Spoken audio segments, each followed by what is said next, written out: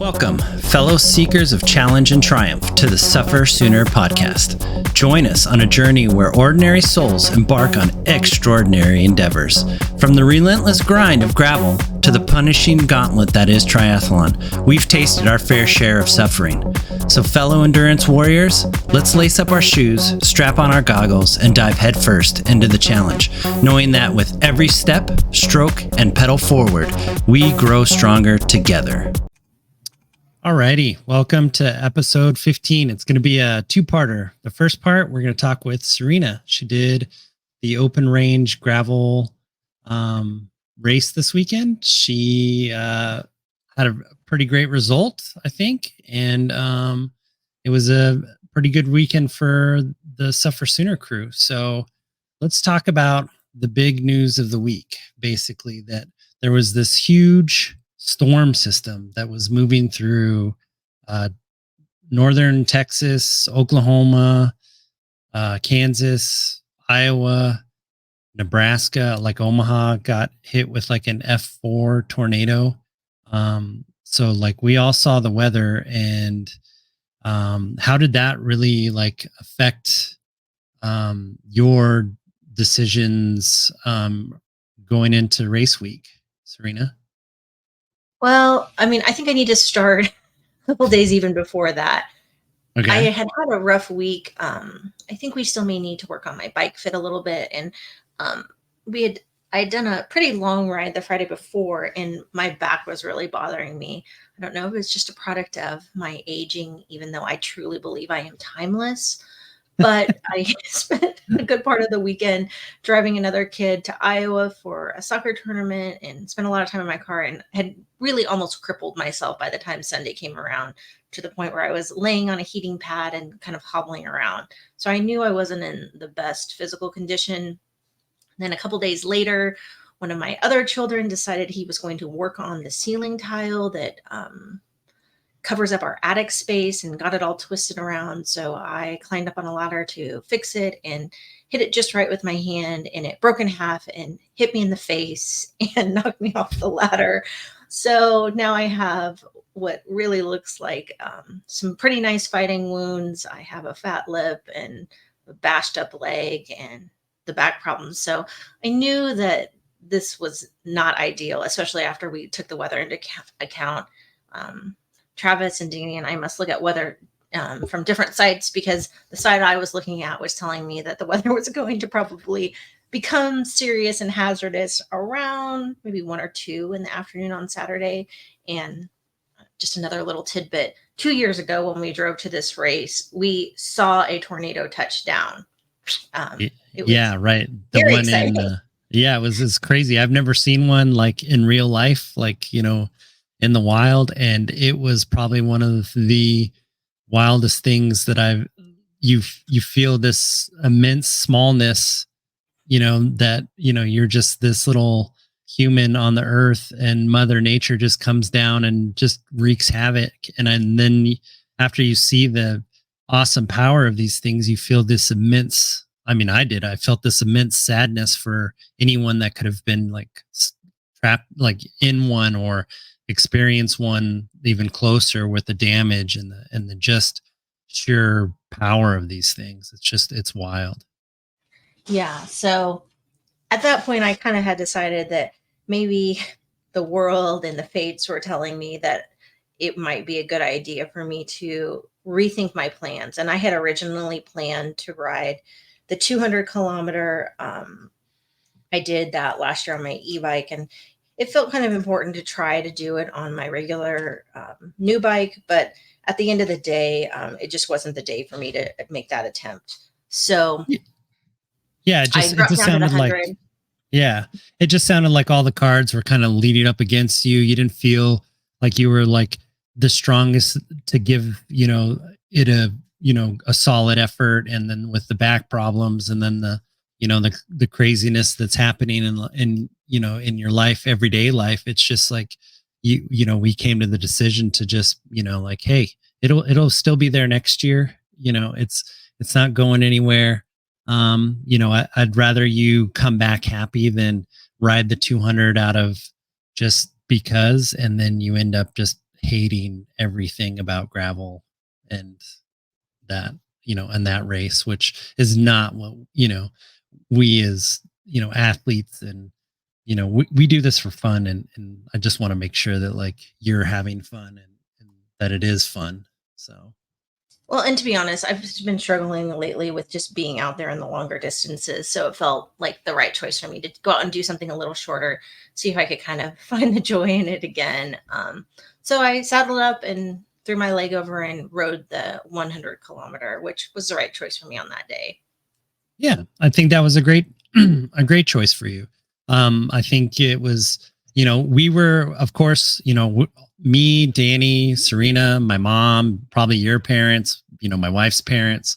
They're all looking at the weather. They're like, "You guys are going to get storms." And then my mom called me while we were out on the 200 course and was, left me a message. She's like, "You better not be out there riding in tornadoes. I'm gonna, like, I'll tell you what, like scorning you like I'm still her, small child."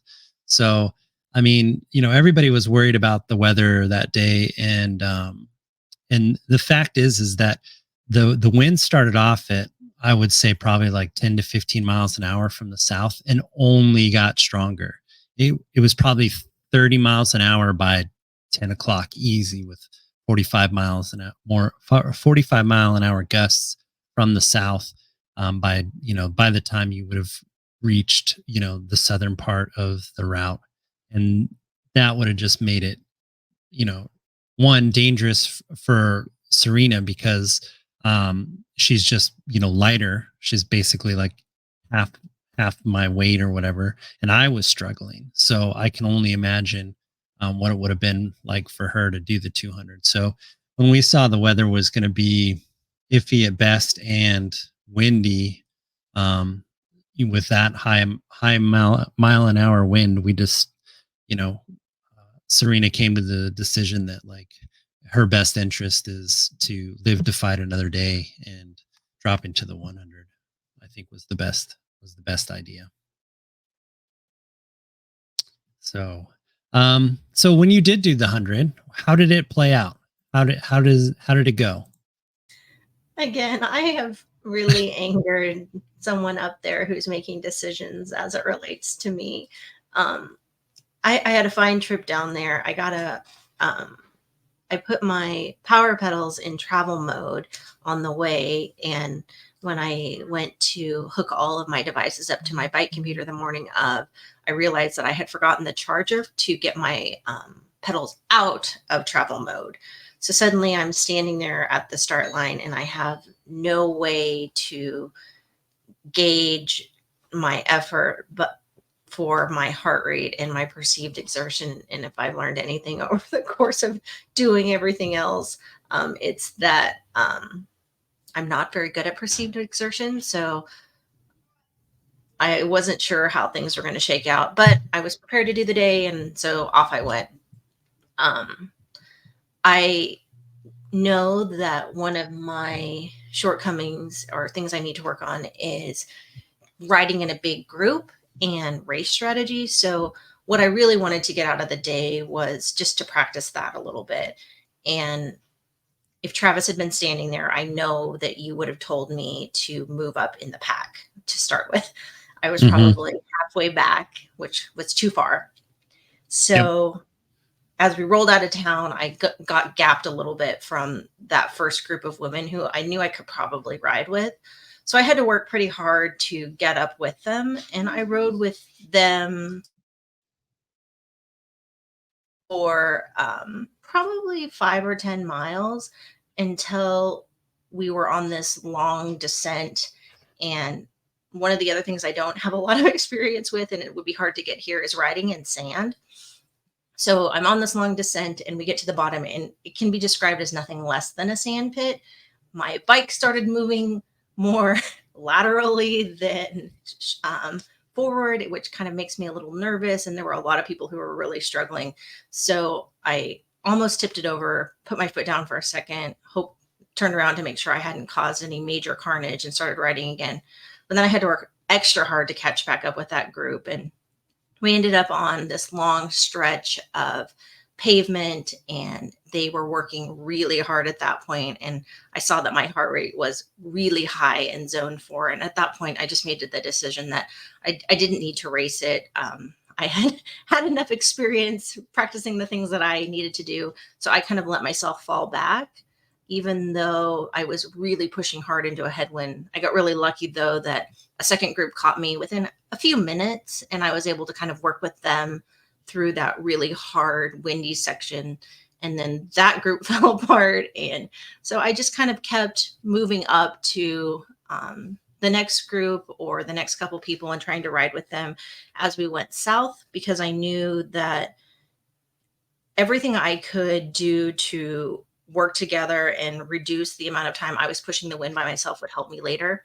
Because I knew as we came back north, while I would have a tailwind, having ridden that course before, I knew that there were some really long stretches that were just gradual inclines and deep sand. So I wanted to be able to save something for that, which, I mean, turned out okay, I guess. Yeah. I mean, the strategy was the same for us, and me and Danny will talk about it more when I interviewed Danny about his race. But I mean, the wind and the problem with the sand too is it's like riding through a volleyball court, but you don't know that you're riding through a volleyball court because there's no change in the way that the road looks. All the roads in Pratt look like red sand. And then sometimes you get these like little white rocks where you can be like, oh, okay, this is probably a little bit more stable. But most of the time it's just like it's red hard pack, then sand, then red hard pack, then sand. And there's no rhyme or reason to the reason, to when it's going to be hard and when it's going to be soft. So you're just kind of like at the mercy of the road, which makes riding that first half really kind of hard, because the bike's going all sort of which way in sand, because you can't control it. You just have to sit on top of it and hope for the best. And, you just kind of keep pedaling, and you just kind of keep rolling forward and hope that it gains traction and kind of rights itself. So, yeah, I mean, that first half is just hard. So, I mean, yeah, I'm always going to tell Serena to line up a little bit further, because I always think that she tends to do what we all do, is kind of underplay our abilities. And then we kind of like ride in these groups, and then we kind of like go, man, I should have started a little bit further up. And so it's fine. It's just racing. And the goal was for her not to like race today, race the race. It was just to go out and just kind of learn a couple lessons and have some fun. So, how did you like I learned too was that the other value of being in a group, especially if you can find a group where you feel like the people you're riding with have some expertise and are experienced riders, is they can help you pick the line, which takes some of the mental fatigue out of it for me, which I guess what I should say is the second half of the race, I ended up with a tailwind. I wasn't as worried about riding with a group. I rode with a guy who ended up living about 5 miles from where I live for the second half of the race, but he and I rode it mostly just the two of us. And while physically it was less taxing, I would say mentally it was more taxing, because now I have to pick the line, and now I have to really pay attention to what else is going on. Whereas if you're in a nice, strong group, some of that can be taken care of if you're not pulling. So right, it's kind of hard. It's like you kind of take it for granted when you're riding with strong riders, and they're just like, you're just following their wheel, and you're like, oh, I don't know why we kind of shifted to the left, but whatever, it's cool, and you're just pedaling along. But when you're the leader and you're like, oh man, I don't know if this is sand, if this is not sand, like, oh man, and then you go into a little sand pit, and then you're like, sorry, I didn't mean to lead us off course. So I mean, and I really enjoyed riding with him. It was a guy who had never raced before. He's coached by a very good friend of mine. I enjoyed talking with him. But again, I sometimes take for granted that I can usually just, whenever we're out and around here, and oftentimes when we race, just sit on somebody else's wheel and let them do some of the hard work.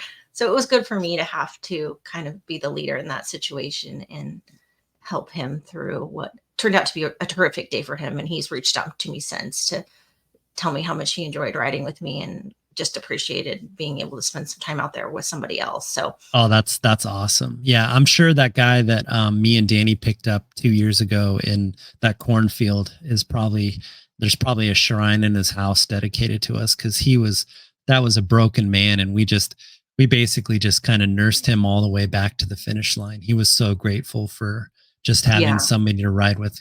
I mean, it's and that's the thing with gravel too, is like, yeah, you can race it if you want. Like if that's what you want, you can totally do it. And there's a group of people that totally race it, and that's fine.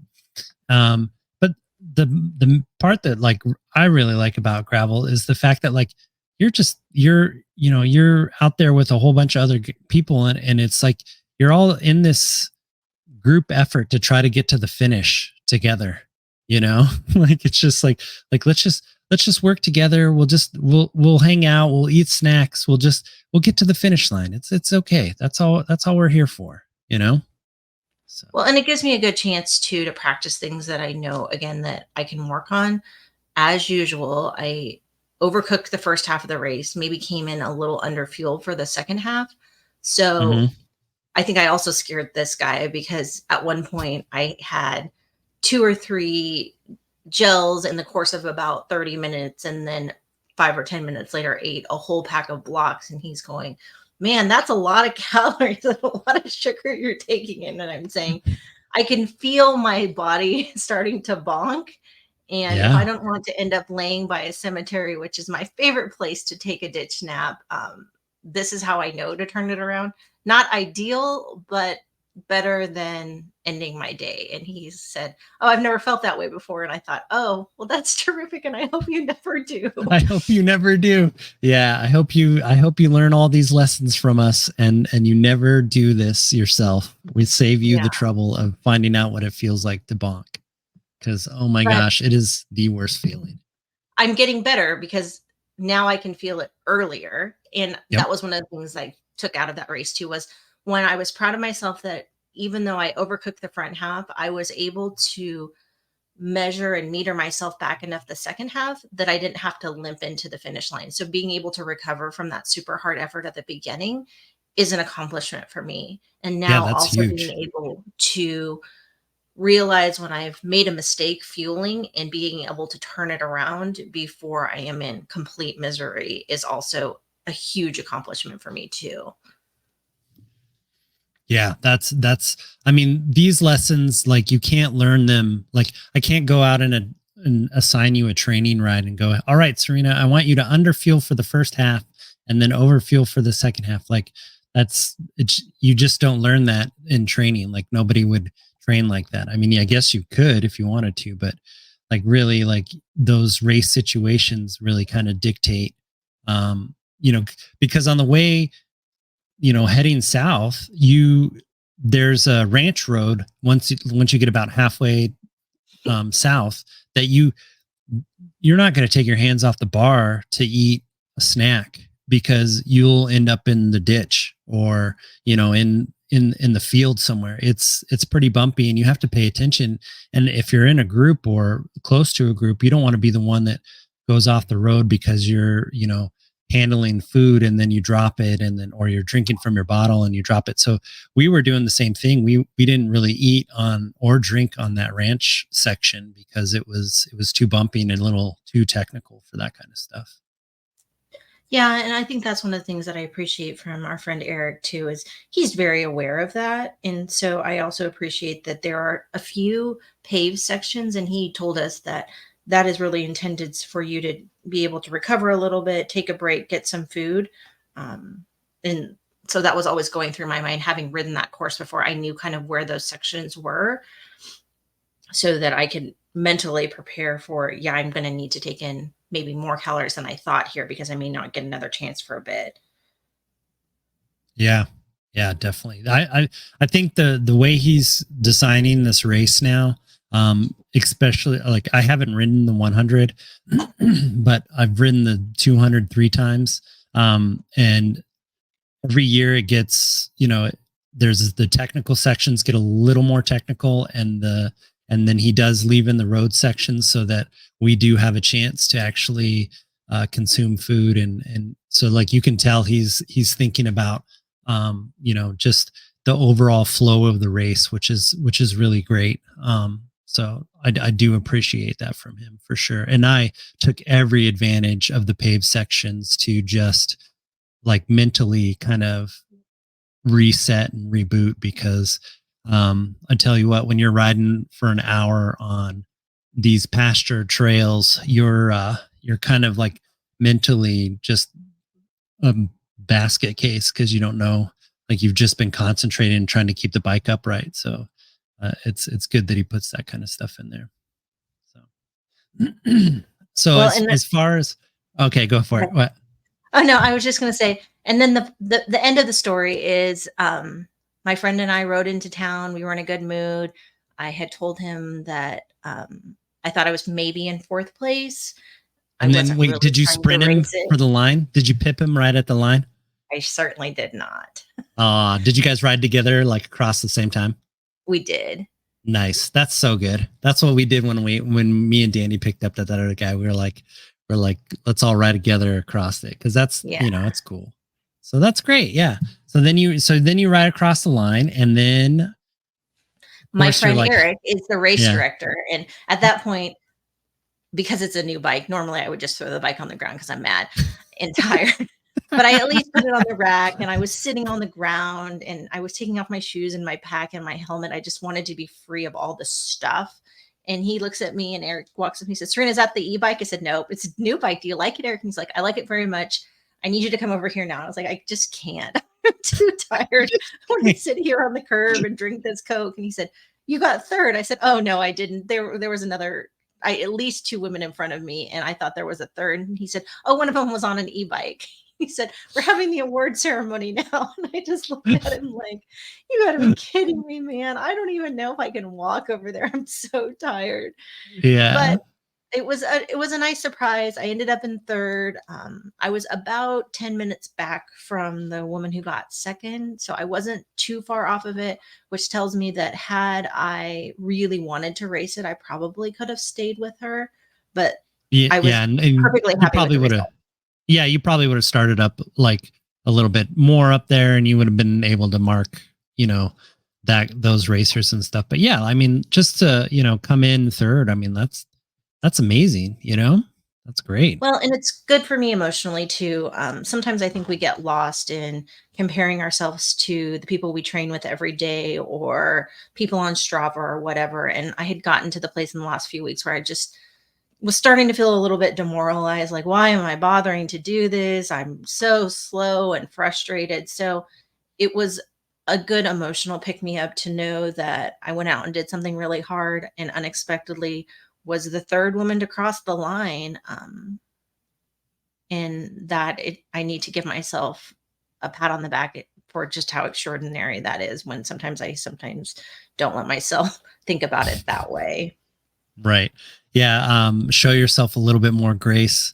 The fact that you train with us all the time, and we do like 4K of climbing and, 40, 50 miles. And this race only has 4K of climb. Well, it had 4.5K of climbing for the 200K, and it has, I think, 200 or 2K for the 100K.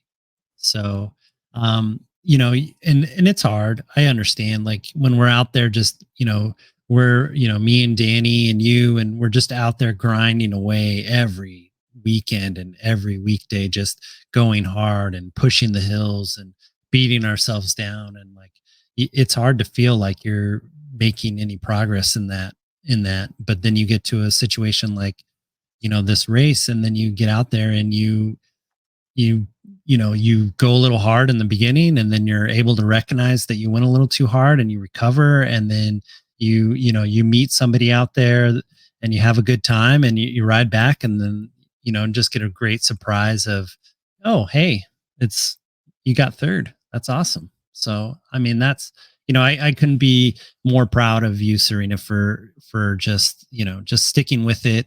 I know you weren't in the best mental space like a week ago, and it was just everything. The world was seeming to like stack the deck against you, and you just kind of made some personal choices for yourself. And I think they were the right ones, and you stuck to it and came down to this race and did great. So I think that's awesome. Well, and one of the other things I need to remind myself too is 2 years ago, I was in the same boat as the guy I rode with. Pratt was my very first gravel race. I had never been on in sand before, and I finished that race I'm looking at it now, 6 hours and 44 minutes.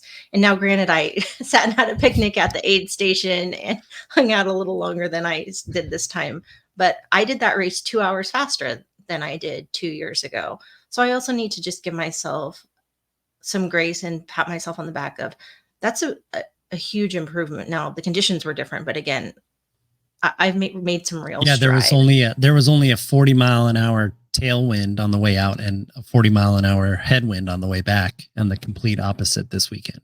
40 miles an hour tailwind on the way out, or on the way, headwind on the way there, and a tailwind on the way back. So yeah, it's if anything, Pratt, Kansas is the windiest place I've ever been. Yes. So it definitely humbles you for sure. So let's see here. What was your overall feeling for the 100K? Like, was it what was the vibe like? Was it like was everybody just still kind of worried about the storms, or was it more like a like everybody was like, yeah, it should be okay? So the first half, I felt like a lot of the people that I was riding with were trying to race a bit. So there wasn't a lot of talking. There are certainly some people out there who are very good at riding in groups, pulling, falling back, and then there are people who are not. So they get kind of frustrated with the people who are not. I did meet one guy who I rode with for a very long time, and he was just happy to be out there enjoying the day. So I enjoyed riding with him. And then, of course, I wasn't in Sun City, which was the stop for, I think I was there for 4 or 5 minutes, just long enough to use the restroom and eat my snacks and get back on the bike. But I think the vibe was, we're just thankful to be out here. What a beautiful place to be. Let's just enjoy the day, was the feeling I got.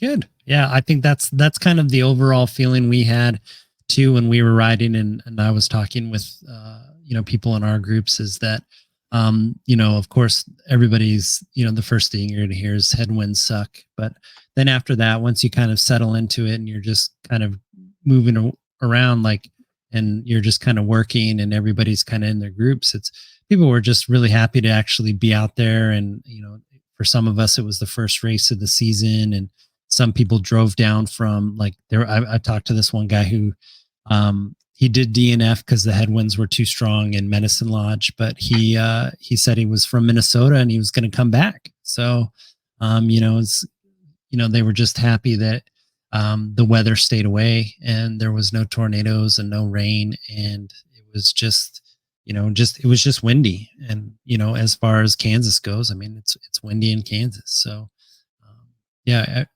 same thing was going on with us, with just kind of, we're just talking and just kind of happy to be there. So that's great. So, and the last question, Serena, did you have fun? That's such an interesting question, Travis. I always seem to, the more distance I can put between myself and the end of the race, the more fun it feels like. Is that what called type B fun? I'm not sure. Type 2 fun. Type 2 fun. As I reflect on it, I was happy to, Pratt is my hometown. I got to see some people I haven't seen in a long time. I had terrific results. I've seen a lot of improvement. So it feels more fun to me now. Was I real happy riding that incline at mile 40, 45? Probably not. But overall, it was a good day for me, and a good start to what I know will be a long gravel season. So positive. I had a positive day. Good. Yeah. It's like, I'm with you, Serena. When I race, it is, I think Danny finally came around to it. it's not fun. I don't think racing is fun. I think the fact that you get to see the fruits of your labor of training, and you get to see how strong you are, and how you stack up against the people that show up, and your strategy and how that plays out. That's the fun part. But during the moment, I was hoping that they were going to release some the pictures, because I am sure there's some great new SufferSooner pictures that'll be on over my face, because I was chasing this one guy down at the second or the last part of the race, and I was putting the hurt on myself. I was definitely not having fun at all at that part. But like you, the more I get away from it, I do love that race. I think there's just something, when you get out on those ranch roads. I wish I had better video. I would have put it up right now and we could watch it, but it's too shaky. My action camera it was too blurry on those ranch roads. But it's just beautiful out there.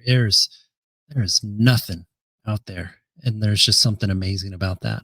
So I will be back there again next year, and the year after that, at least, to get my buckle. So right. do that. And I did ride with the guy that got his buckle this year. I talked to him. God, we rode from basically halfway to Sun City to like 10 miles out of Medicine Lodge.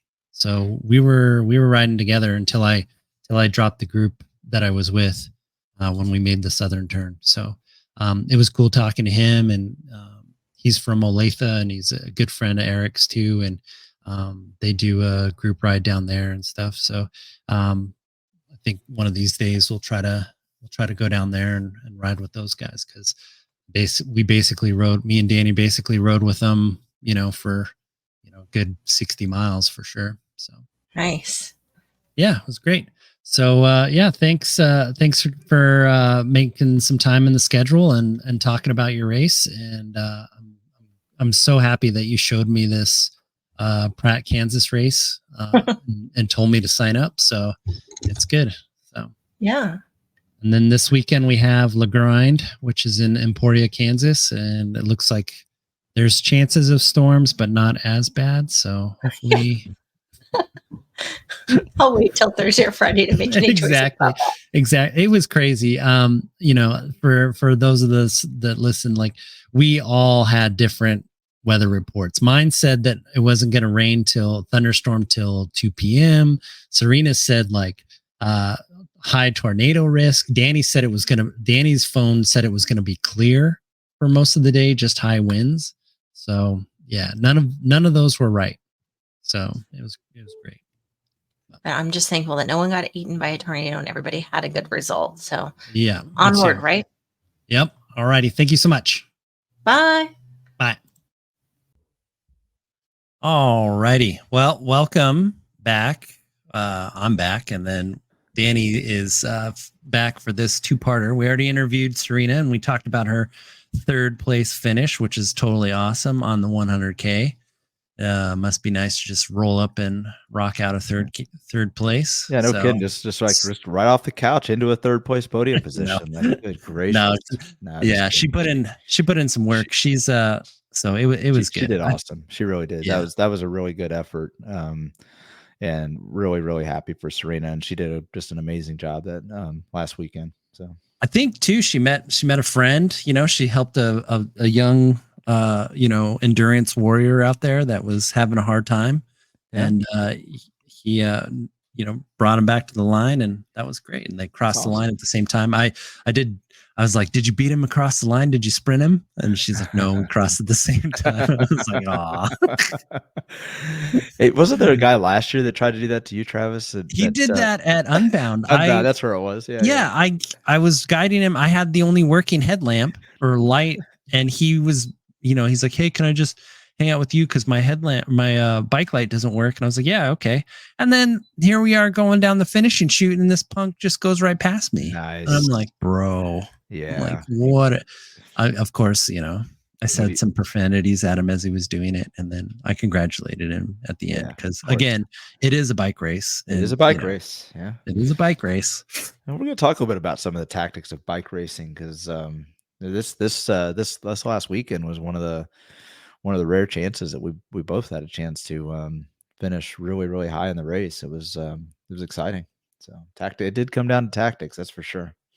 Yeah. So, I mean, me and Serena talked about the weather and the fact that there was going to be a headwind on the way out and the tailwind on the way back. So Yeah. basically, how did that play out what was your tactics going into, let's just say we'll break it up in the first half of the race and the second half of the race for. Yeah. Yeah, and I think that we broke it down. I kind of see it as three separate races because there's the two aid stations. You got Sun City and Medicine Lodge, and so my thought was, going into, I think everybody that towed up to the start line knew you had to get south as fast as possible for two reasons. One, because of the heavy, heavy winds that were just going to get worse throughout the day, and then two, you had the threat of severe, potentially, extreme weather conditions of possible tornadoes. So like everybody wanted to get south as fast as possible. So the idea was, get to that first aid station as quickly as you can, get through it as quickly as you can, stay in the groups, use the group to help push the pace and stay, get yourself some cover and take your turn pulling. And I'd say we pretty well did that for the first what I would call the first part of the race, which was from start to Sun City. And that Yeah. was what, about 2 hours and 15 minutes, maybe something like that. And when I look back at the numbers, it's pretty wild. I mean, we put in some big, big efforts in that section. And some of that was we started up with the front group, and then we recognized we were probably a bit over our head. That front group is generous. It was more like, what, 3 or 4 people. It wasn't a lot of people up there. No, it's I think on the way to Sun City it started out as 6 or 8 people, and then after Sun City it was 4. Yeah. And then once they got to the ranch road, the leader broke away in the first ranch section, and he was alone until the end. Yeah. So yeah, that's what I got from Eric as far as how the leader won the race, and he came in.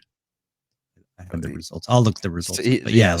But it broke up pretty quick. I mean, and so there, when I say front group, that's a pretty generous way to say it. It was not really a big group up front. So we fell off. I think we were one of the first ones to fall off the front group. And then there were a couple more, but we didn't really see them for a little while. We did catch them, but we didn't really see them for a little while. And I think, Travis, you were the one that's like, hey, let's just ease up. There's a group coming up behind us. It's the second group.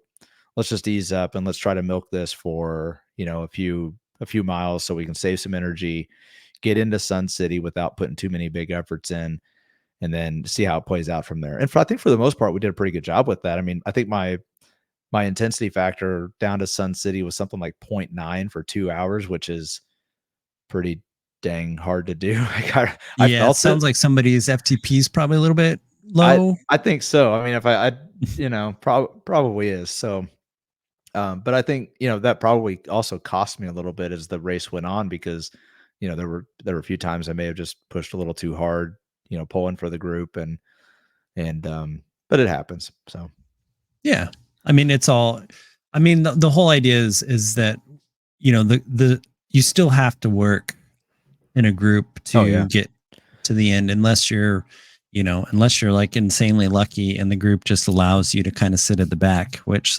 sometimes some people do that, but they're not going to be too happy about it. But yeah. And also it is gravel still. Like, there are just no free miles in gravel. I mean, if this was a road race, I think we could have easily milked the group and probably just been like, oh my gosh, it's like, sitting on the couch back here is pretty nice. I mean, but when you're on gravel, there's just a minimum amount of power you have to put in just to hang in the group. I mean, obviously it's the same in road, but I think all the little bumps, and then in this course, you've got the sand consideration, and if you take a bad line and you got to catch up, so all kinds of opportunities to spend more energy than you need to. But again, I think to Sun City, we did a great job. We got through Sun City. It was weird, is like the group that we came in with, like, they all dispersed. Like, they didn't even. Please, it's a race. I don't expect anybody to wait for anybody else. But even the ones that were leaving out together, they left individually. They didn't regroup. And I thought that was really strange. They didn't stay as a group. Like, maybe somebody, like, I was thinking about this, on the long miles between Sun City and Medicine Lodge was like, maybe I should have said something like, hey, let's all roll out together, or like, let's try to stay as a group. Like, I think people just don't think about that. And so like, if you have that thought of like, hey, let's all stay together, like mention it. Or like, maybe you have to, let's say you're out on a ride and you're like, hey man, I got to take a piss. Does anybody else have to go to the bathroom? Right. Like maybe there's like 3 or 4 guys, and then you guys can, the groups, if the group's willing to stay together and work together, they'll be able to, soft pedal a little bit, and then you guys can go to the bathroom and then get pulled back to it. And it's just not too much of a big deal. But yeah, and you're not going to win the race. Was, you're not winning the race by breaking out of a sag stop. Like that's not where you're going to win your race. What, 40 miles in? Right. Yeah, no, 40 miles into a 122 mile race. Yeah. Right. So it just seemed very strange to me. That's all. Yeah. It that part was weird too. Like we just left, and then we were going up the hill out of Sun City, and here I see 3 or 4 of our group members, and they're all by themselves, and we just end up passing them on the way there. And I was like, well, I guess we could all rode together. I passed your buddy on that hill, and I passed him too. You saw me. I mean, I was not in a very good state of mind in that little hill, because so by that point we're about 2.5 hours in, halfway up the climb out of Sun City, and the wind is just howling. That's right. It is a constant 20 mile an hour direct headwind and gusting. I mean, we've been out in some of this stuff before, so you can kind of gauge it. I'm going to assume it was gusting at least in the 30s, at least. Yeah. And so you're going up not a huge climb. It's a 3% grade. It's not, it's not terrible, but with a headwind, I went back and looked at some of my numbers from previous years, and like it was, we were really, really slow compared to previous years going up that hill, because mostly because that blast of headwind. So yeah, we passed your buddy, who we'll maybe talk about a little bit later on, but we passed him, and it's just a grind. But just think, if that group had stuck together, we could have probably climbed that together and gotten out of there, and everybody would have saved energy, and we all would have been faster. But whatever. Now you kind of get to the part where you're in the ranch roads, and we take that right where we turn to the east, if I recall. And yeah, we go into the like east, and then we go north, and we get a little bit of reprieve from the. Wasn't that glorious? From the wind. Oh my gosh. Yeah. That was the best thing. Yeah. But it also was a section that I think broke some people up, because it's not super technical, but it's a ranch road, and there are cow paths that go through there. And so not only do you have the benefit of a little bit of maybe a cross tailwind, but you've also got a slight downhill. So you're just racking up speed going down into this little valley. And man, it got kind of rough. Like I damn near went over the handlebars twice in that section, and my heart was jumping out of my chest. And so I got to a point where we made the turn back to the north, and then there's the section where you turn to go back toward the road that we came in on, and you got to make that little climb, and my wheel slipped out. So I'm on a hill on a silty, sandy road. My wheel slips out, so I had to unclip. And then I used that as a chance to kind of put the glasses away, because it was getting kind of cloudy, and it just felt like things kind of fell apart for me right there. Like they really didn't, but it just felt like it, because it was demoralizing to have to get off the bike, and I really wanted to, it's just not what you want to do. So I had to run the bike like cyclocross style, like run it up the hill for maybe a quarter mile to get to a flat enough spot, because when you get that sandy stuff, you got to be in the lowest gear possible. Like you can't. And then, I could try to do single leg drills to get it going, but it just wasn't going. So anyway, it just felt like it was a little clunky, but in the end of the day, it really didn't cost me any time. It was just frustrating. Yeah. So anyway, so from Sun City to Medicine Lodge, I'd call that like part 2 of the race. There was the private road, ranch road with the cow pasture stuff. That was really beautiful scenery, by the way, just amazing. So it goes back to that. You're out there and you're like, how am I in Kansas? Like, this is just beautiful out there. Yeah. And so anyway, so we get to another ranch road section, which was, for lack of better words, it was like a mowed path, right? A grass path, which was was a little different. I mean, I don't know if I would say it was great. The scenery was incredible, don't get me wrong, but it was just a little awkward on a mowed path through the pasture or through the open range. It just didn't hit me well at first. I was like, this is kind of wonky, but once you got on it and you got going, it was fine. It was beautiful countryside. And your buddy, our friend that finished, well, we won't get to that yet, but he catches up to me in that section and we just get to chat. And so, you know how this is. We just talked about this a couple weeks ago. Like when things aren't really going well for you, sometimes you just need that little spark. Well, I had passed him on the climb out of Sun City, and now he's catching up to me, and he's like, "Man, my legs." He's like, "I just can't get the legs going." And so we chatted and talked, and then we stayed together for I don't know several miles until we caught up to the remnants of the original group that we were in going into Sun City. So I was like, Yeah. I could tell, like, hey, wait a second, we're like, I'm still in this thing. I don't know where I'm at on the course, like position wise, but I knew I had to be in the top half of the racers because when we got to Sun City, there were a lot of sandbags that hadn't been touched yet. And this guy to catch me, and then for us to catch the original group we were in, just told me we were somewhere near the front of the race. so Yeah. so that gave me some energy, gave me a lot of excitement. And our buddy here, he was really struggling. His legs were hurting. I could tell he's a strong rider, but he was hurting. So I pulled a little bit. He pulled a little bit, not a lot, but he pulled a little bit. And then I started feeling kind of down, and we just rode side by side for a while. We caught up to the group, and we just worked our way in toward Medicine Lodge. And while that was happening, a couple of us had broken away. So I actually got out in front of the group into Medicine Lodge. I thought, we've already made our turn from the most southern point of the route, which was goal number one. Get as far south as you can, as fast as you can. We made that turn. And that's when I knew that we made the turn. I've got a tailwind. I'm going to push. And I made the push into Medicine Lodge, and there were two other guys with me. And we came in probably 4 or 5 minutes ahead of the remnants of the group that we had caught up to. So I knew things were going well. Well, unfortunately, Medicine Lodge was not a great stop for me. I had, like, logistically, it was too many. Like, we got to work on our stops. That's just, I'll just leave it at that. It was the setup. It was just not what it needed to be. And then I had to use the restroom real quick, which just made me even later. And so I lost the group, and they actually passed me. So yeah, it was just a rough situation. But we saw each other at Medicine Lodge, and you had been there for a little bit, but I think I told you, I'm like, go on, because like I'm going to be a second. Like I wanted you to go ahead, and I think at that point in the race, we knew we were somewhere near the, front part of the groups, but we just had no idea where yet. So yeah, I was not thinking when I got to Medicine Lodge, I was not thinking of race. Like I was just like, kind of like, basically after that first ranch road, I caught up to the remnants of the group that you probably like rode most of the way with. I tried to ride with them for a while, but unfortunately they were just kind of like soft pedaling. And I was just like, I pulled away from them on a section, and then I let them catch back up. And then I was just like, I can't ride. I can't do this all the way down. So then I was like, slow down, surge and slow down. So then I was just like, all right.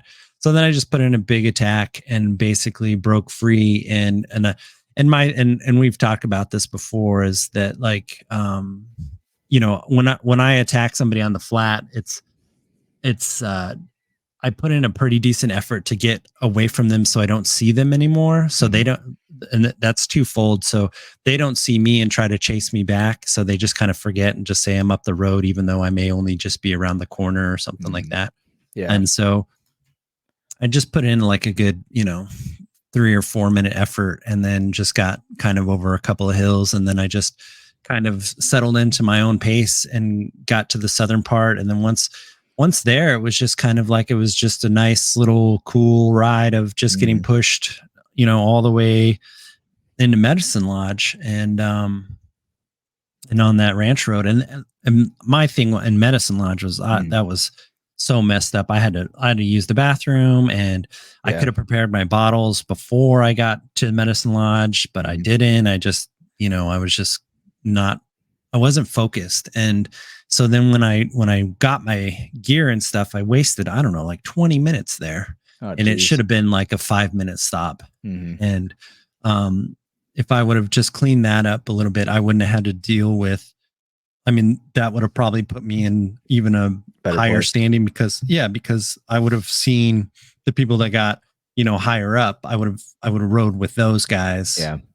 instead of, waiting. And then I had to pass the remnants of the group that caught up because their transition or not their transition, but their aid stop in Medicine Lodge was faster than, Danny's and mine. And they got on the road again. And then, so just that whole section, just, I think I made the right decision by, getting as far south as I could, as fast as I could. And then I basically botched it as soon as I got to the aid station and just hung out there way too long. Yeah.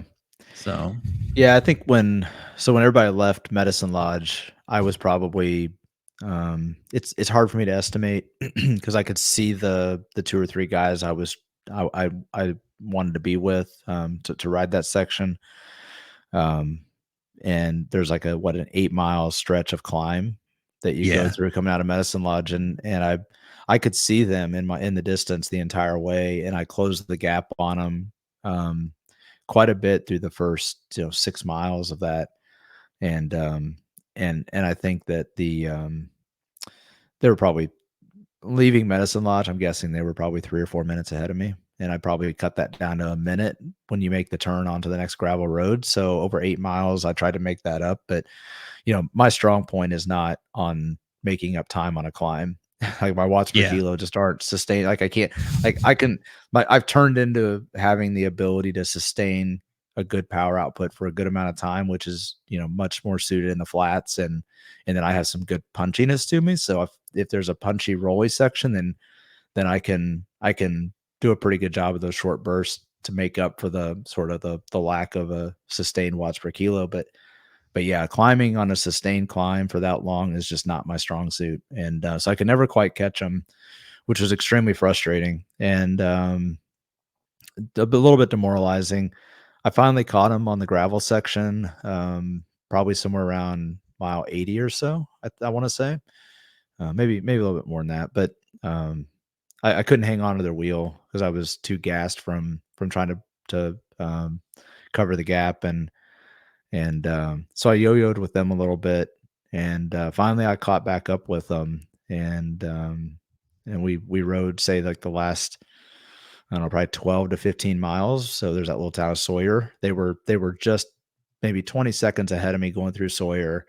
I closed that gap on them, and then we rode the whole rest of the way in, and then there were some things that played out towards the end there where another group caught up to us, another 2 or 3 guys caught up to us, and we had a little bunch sprint finish to finish off the race. Like the last mile of the race was, I think I put in something like a 1.15 intensity factor over the last 15 minutes of the race. So it's basically Yeah. a VO2 max effort for the last 15 minutes of an 8.5 hour effort. So I was pretty happy with that. I mean, it just so I didn't get to the sprint finish quite where I wanted to. A couple of guys got by me and dropped me a couple of spots in the standings, but I mean, just on a personal level, the ability to put out that amount of effort so late into a race, 8 hours in, and you're putting out a sustained effort like that just felt really positive for me. And it just tells me that the training is paying off, that the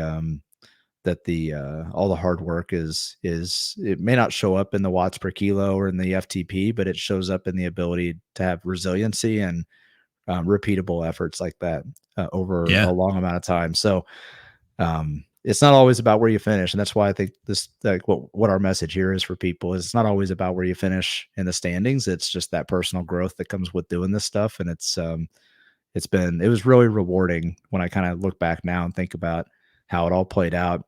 Um, but I guess overall, I can't complain. I mean, it's probably my best finish of any event. Right? It was I got 6th in our age group and 19th overall, I think. So yeah, you were 19th overall and 6th in the age group. Yeah. So I mean, that's, we always talk about this, Travis. Like, we don't expect a podium every time we go out there. It's that we'd love to, but the conditions have to be right, and we have to have a pretty dang good day. And the conditions were not great, but we had a really good day. And I think we had, we had the right approach, the right strategy for the race, and maybe a few things here and there that could have done different to help it play out. But all in all, I mean, we were right there, and we certainly aren't in position to maybe win the race, but definitely in a position to get a top 3 finish and maybe a top 10 overall. So top 3. Yeah. So when I left Medicine Lodge, there was the remnants of the group that, that we kind of rode most of the route with. They caught back up to me, at Medicine Lodge because I spent way too long there. And then the guy that you were riding with, he forgot his jersey, and he's a super nice guy. His name is Tyler, and but he forgot his jersey, and he was wearing an undershirt or whatever, and it was just like with the sleeves cut off, and he's got a muscular upper body, and so I basically called him Giga Chad.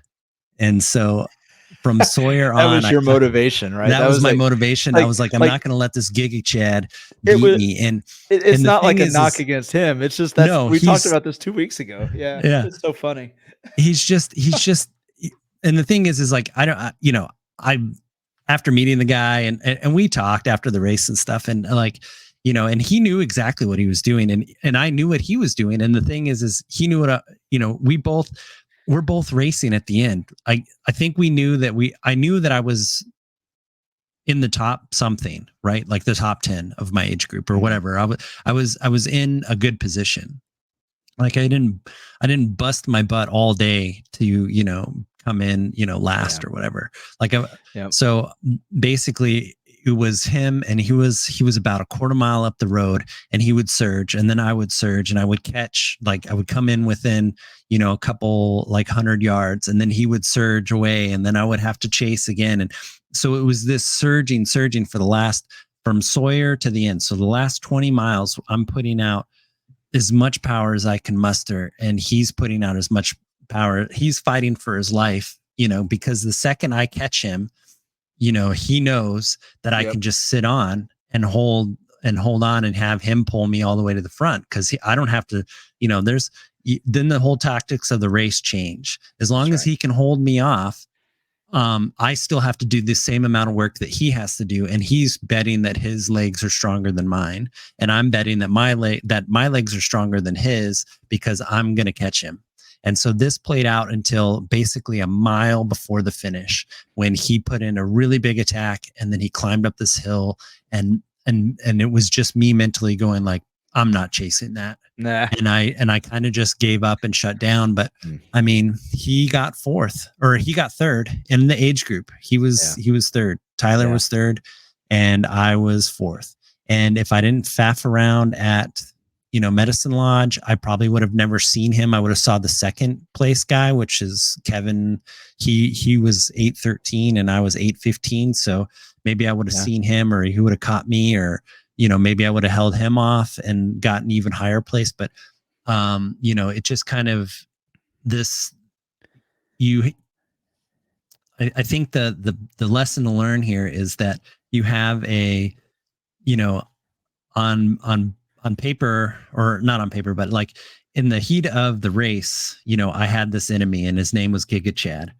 And then, and I'm sure he had some kind of name for me too. Like he thought I was his friend, and he wasn't going to let his friend, who's like an ultra runner, like catch up to me. Cause that's what he was telling me at the finish line. He was like, I thought you were my friend that's an ultra runner, and I wasn't going to let you beat me. And I was just fighting for my life the whole time. And he's like, and he was saying, like, he's like, I don't understand how strong that kid was, like my friend was. And then I realized it was you at the very end. And he was like, oh my gosh, you can't believe how relieved I was. And it's just like, he had motivation. And that's just racing, and that's the fun part. And so it's just great to kind of do that. So it's nothing like the guy is really great. If you're ever in Wichita, go to his bike shop. He's down there. and it was really, I forget what his name of the bike shop is. We'll have to look it up and I'll let you guys know later. But yeah, he's, he was a super cool dude, and like everybody at the race was super great. And yeah, you may have to like, maybe in like the last, 10 minutes of race, nobody's friends, right? Yeah. Because it's racing. But then after the race, everybody's a friend because we all survived the day. We all survived it. We didn't get eaten by a tornado. We didn't get a torrential downpour. We, survived all the ranch roads and the craziness that is in those ranches. And yeah, so it was a pretty good, effort, I think, all around. So one Yeah. of I my think, lessons, I think the biggest lesson I learned from this race is that my aid stations need to be cleaned up. Like they need to have a less than 5 minute turnaround. yeah.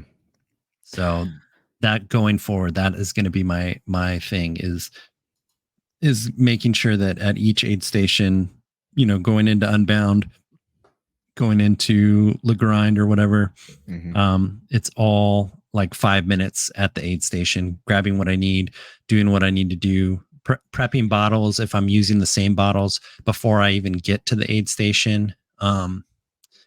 And just, getting all that stuff squared away. Not stuffing my pockets with goos at the aid station. Just get the bag, put it in your pocket, and just, get moving. Don't lollygag. Yeah. Because 20 minutes. Heck, if I would have just kept it to 5, or if I would have saved 15 minutes, I would have, gotten second if I could have held everybody off.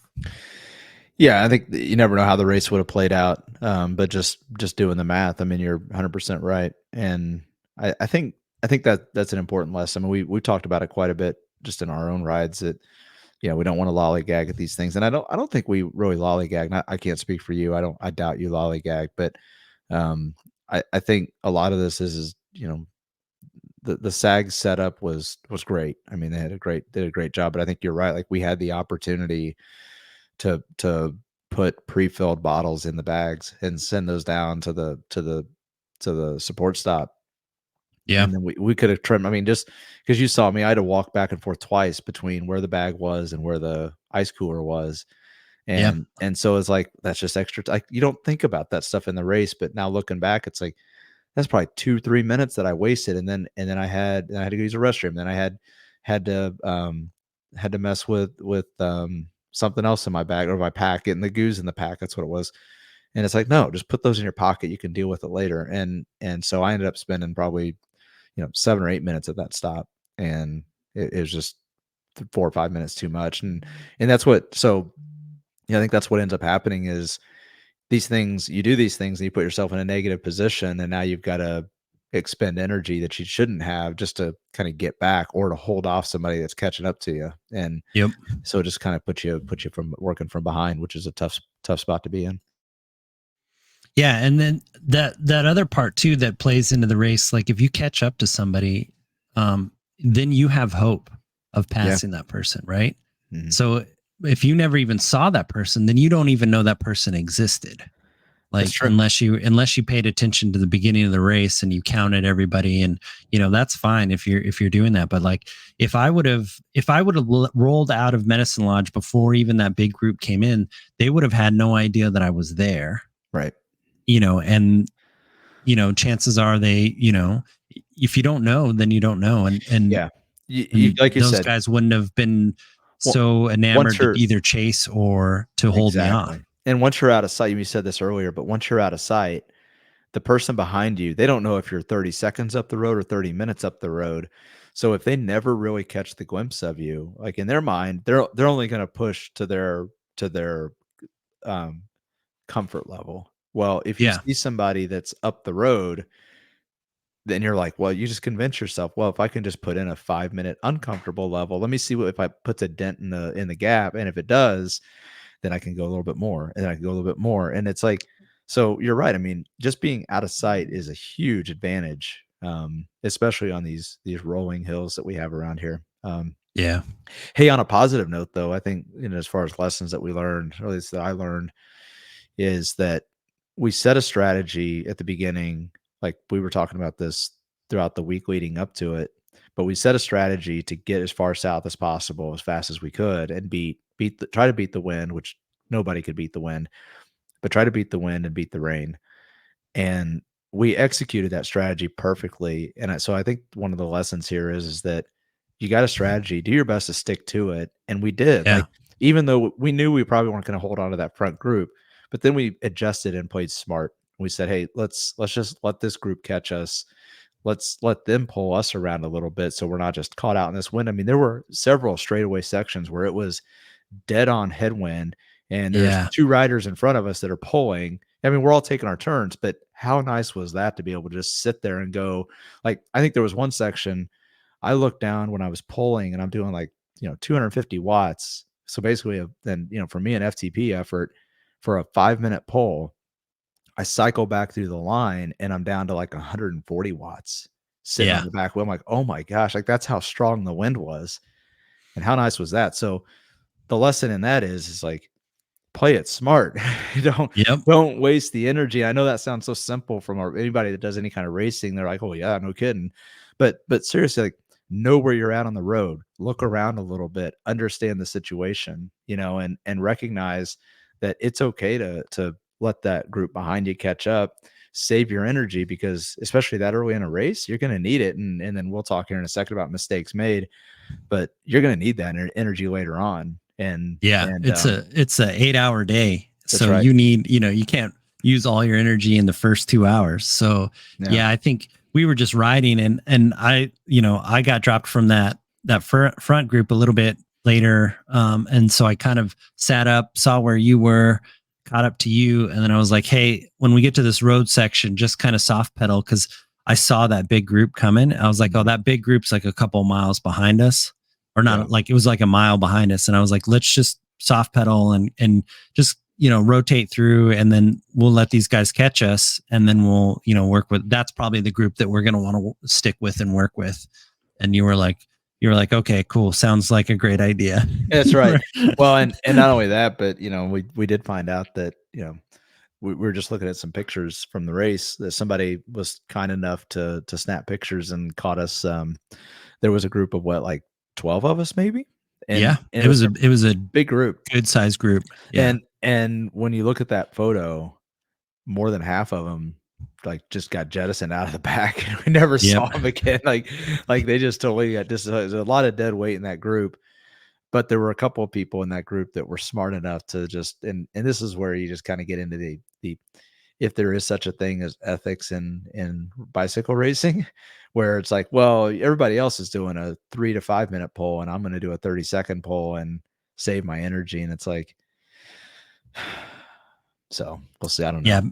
Yeah. People saw that was happening. Those guys eventually were lost from the group on a section, and then the people that worked were that core group whittled from 12 down to 6 for a while, and then it was about 4 when I caught them again after Sun City, and then you and Giga Chad joined back up with them, and that made it 6 again when you guys rolled into Medicine Lodge. Mhm. And then it was basically every man from themselves after Medicine Lodge. Yeah.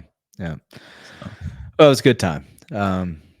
So we talk a little bit about the mistakes that were made throughout the race. I kind of glossed over one section coming out of Medicine Lodge, because I think for me it was probably the biggest mistake for me personally that I've made in the race, and that was coming out of Medicine Lodge. As I mentioned, it's like a 8-mile. It's a road climb, but it's an 8-mile climb. Not a big climb, but it's I don't know.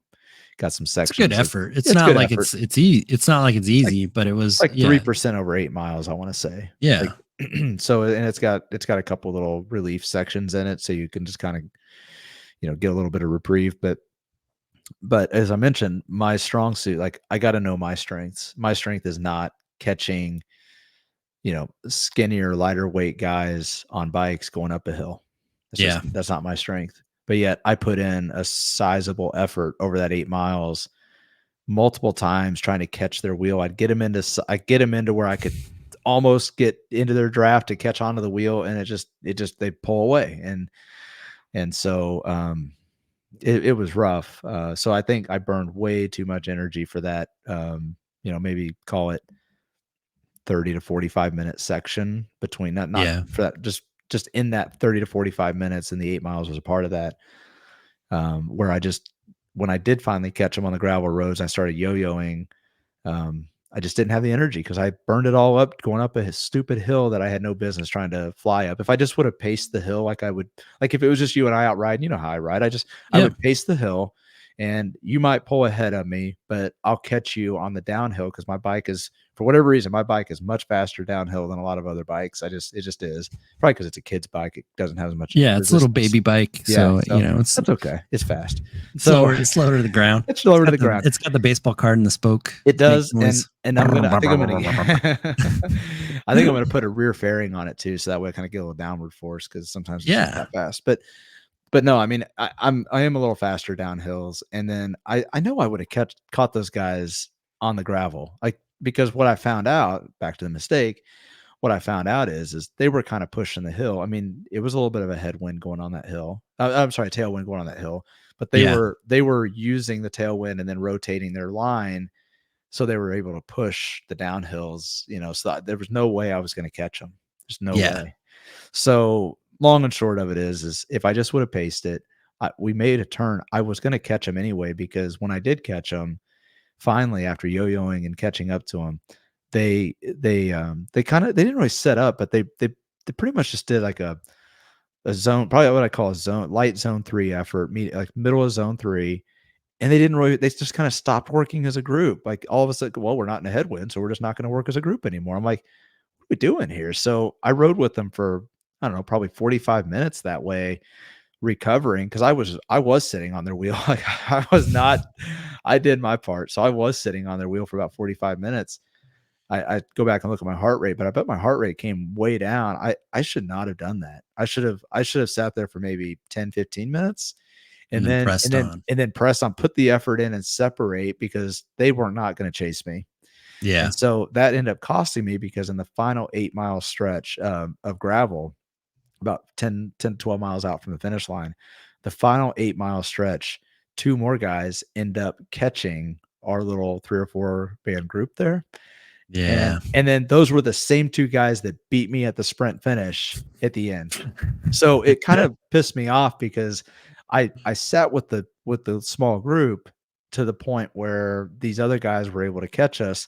Then it became a big group, and I put in a strong effort over the last 15 minutes of the race. I mentioned that earlier. I thought I created separation on them, and I didn't. And actually what happened was they worked to close the gap on me.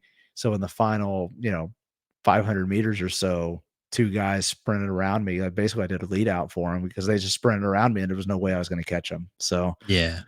lesson learned. But a couple little tactical mistakes there, but I'm not upset, because, like, I was in a position 8.5 hours in where tactics could be a factor in the race. That's pretty Yep. damn exciting. So Yeah. That's when racing gets fun right there. that's right. That's right. It was not a So- fun day, by the way. Racing sucks. It was not a fun day. I think I told you. Oh, I did miss a lesson learned. Here's the other lesson I learned. So we're going to go back to that one real quick.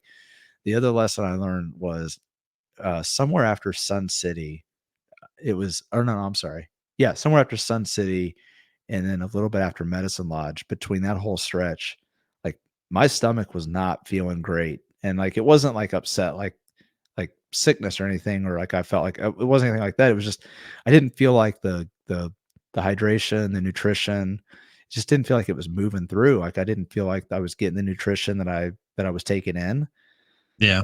And I got to a point where I was like, I think I might need to throw up. Like, it was getting kind of bad. And I'm like, you know what? Because it felt like that for probably 15 minutes or so, or at least it felt like 15 minutes. And I was like, you know what? Lesson here is just keep drinking, keep eating. It's only got one of two directions it can go. Exactly. It's either going to shoot through you or shoot out out your mouth or out the other end. So Yep. just whatever it's going to do, let it do it, get it done. Because so it did eventually, like, it felt like everything started to kind of go through. I did not throw up. everything felt great. Then all of a sudden the legs felt like they had energy, and that's actually what gave me the energy I needed to push on through that last stretch. But pretty crazy. So yeah, don't ever stop eating and drinking, even if you don't feel good. Just keep doing it. It's going to go somewhere. So Yeah. anyway, great stuff. Fun race. Good stuff. Yeah. It's such a, like, we talk about the vibe of Pratt, Kansas, and it's just, it's, everybody thinks of Kansas is flat and, but I think Prairies. Yeah. in prairies. And I really think, the beauty of these ranch roads and stuff is just, I did, remake the intro video. So there is some pictures of, some video of the ranch road. It's going to be shaky. I wasn't able to stabilize it enough to make it not shaky. It's just the way it is. But hopefully it gives you a sense of just kind of the out of the world, like out in the world, like loneliest spot, like as far as you can get from humans as you can in some of these areas, which is just by far like the most amazing thing that you can do. So I think, everybody at that race is just happy to complete it. We're all, there's not a cutthroat race vibe going on. Nobody's trying to, sprint for the, sprint for the finish at the end because, you help them, nurse them all the way back to the line. There's none of that kind of crazy tactics going on. It's just good fun, gravel riding, and you're just trying to survive the day. So I think that's how I feel with what we with the group that we ended up being with. So yeah, I agree. So the one of the guys that was in our finishing group, or the group that I was in, he actually got a belt buckle on this. So congratulations to him. But when we got off the final gravel section for the mile and a half road finish, and I told him, I said, "Hey, you should probably just put a little effort in here," and like that, easy to say, put a little effort here, like get up in the front. You deserve to have the first finish here out of this group, because you did. He did a lot of work in that group. When the group was together, he was always on the front. Now he had aero bars, so I would kind of expect it. But at the same time, like, he did not back away from his pole. He even when we were in the early days, early part of the race, he was taking his long poles and he wasn't complaining a bit. So I just told him, like, dude, get up there and take the lead spot and you can have it. Like, I'm not gonna try to nip you at the line. And he said something, and then he just kind of like, no, it's okay. Something. So he didn't do it. I don't know if he wanted, I don't know what he was doing. And so we ended up doing the sprint finish, and he actually got around me and was behind the other two guys that had caught up to us earlier on. So he definitely ended up having to work, but if he just would have listened and done it. But the point here is, like, to your point, like, nobody out there is trying to cutthroat anybody. Now, we had a fun little sprint finish at the end, but it was a fair finish. Nobody was freeloading for 100 miles to just try to bury you in the last 20. It was a fair effort all the way around. The other thing I'd say just about the race as a whole, I mean, another great event, and new ranch roads. And, I mentioned the section about the cow path, which was very challenging, but rewarding at the same time. And it was a beautiful area. And then the other new section, which was, kind of a freshly mowed grass area, which I say it like that. I don't mean it to sound like, oh, it's just mowed grass. It's not like that. It was different. It wasn't what I expected, which it can actually be a good thing. And it was good. It was, again, beautiful area of the country. And cannot say thank you enough to the landowners who let us do this, because it was incredible. In fact, we had a chance to run into one of them. We saw him at the gas station. I saw him at the gas station on our way out of town, and super nice guy. We really appreciate him and Eric for putting the race on, and letting us do these types of things. But great group of people, good organizers, strong riders that show up. But you got riders of all calibers. I mean, just get out there and ride. And that's what everybody wants to do. I mean, there's all this debate and argument about spirit of gravel. It's like, how about this? Go to open range and you'll find it. Yep. I mean, that's how I'd sum it up. So yeah, good stuff. All right, man. Well, the last question I got is, did you have fun? Of course. I mean, I say racing isn't fun, but I mean, that's just because you have to work so damn hard. I would Yeah. love to do that course on training days because I think Yeah. I would actually get to enjoy the scenery, and maybe if with any luck at all, it wouldn't be so windy, but then it'd probably be 158 degrees. So you'd have that to deal with.